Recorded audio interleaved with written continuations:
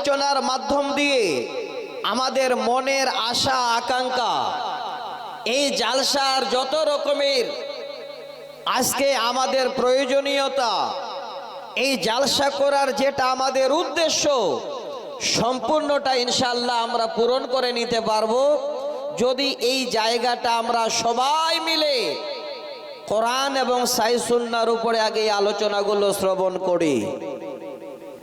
খুব ভালো করে শুনবেন। আমি আপনাদের কাছে আল্লাহর কোরআন থেকে দুই জায়গা থেকে দুটো আয়াত পড়েছি। প্রথম একটি আয়াত পড়েছিলাম, আল্লাহর কোরআনে একটি সূরা আছে, সূরাটার নাম হলো সূরা তাহরিম। অনেক লম্বা ইতিহাস আছে সূরাটির।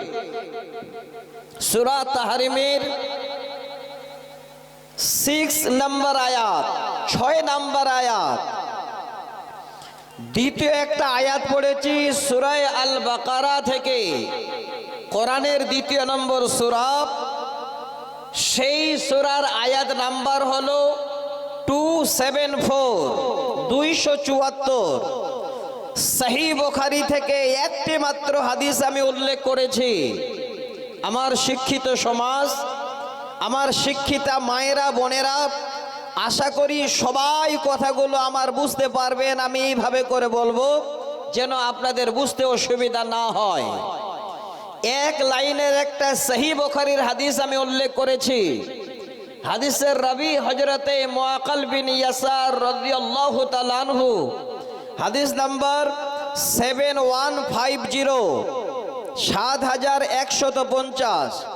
আমি খুব তাড়াহুড়া করে ঠিক সময় মেন জায়গাটাতে আপনাদের নিয়ে যাওয়ার জন্য চিন্তা ভাবনা করবো ইনশাআল্লাহ। আল্লাহ তুমি আমাকে বলার, সমস্ত শ্রোতাদের শ্রবণের পরে আমাদের সকলকে আল্লাহ তুমি সঠিক আমল করার তৌফিক দিও। সকলে মিলে একবার উচ্চ সুরে পড়ি আল্লাহুম্মা আমিন। আজকে যেটা আমার বক্তব্য,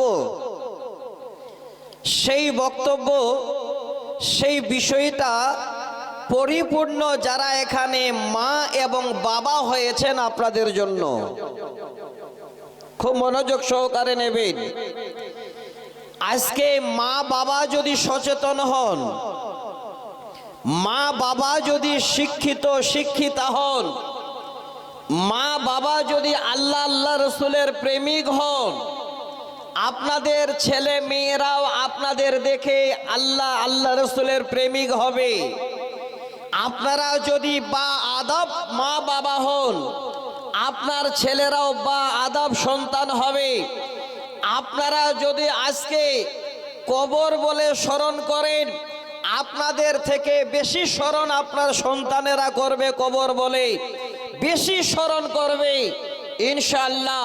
আমার বিশ্বাস, যদি একটু আপনারা ধৈর্য সহকারে আমার এই কথাগুলো আপনারা সবাই শোনেন, প্রত্যেকটা জিনিসের কথা বলার আগে 2-1 মিনিট একটা ভূমিকার প্রয়োজন আছে। কোন কিতাব যখন লিখেন, কোন লেখক প্রত্যেকটা কিতাবের বা বইয়ের দেখবেন প্রথম পৃষ্ঠা একটা ভূমিকা লিখেন, 1 পৃষ্ঠা। সেই ভূমিকাটা পড়লে অনেকটাই যারা জ্ঞানী গুণী বুঝতে পারেন যে এই বই বা এই কিতাবের ভিতরে কি এমন আলোচনা আসছে। ঠিক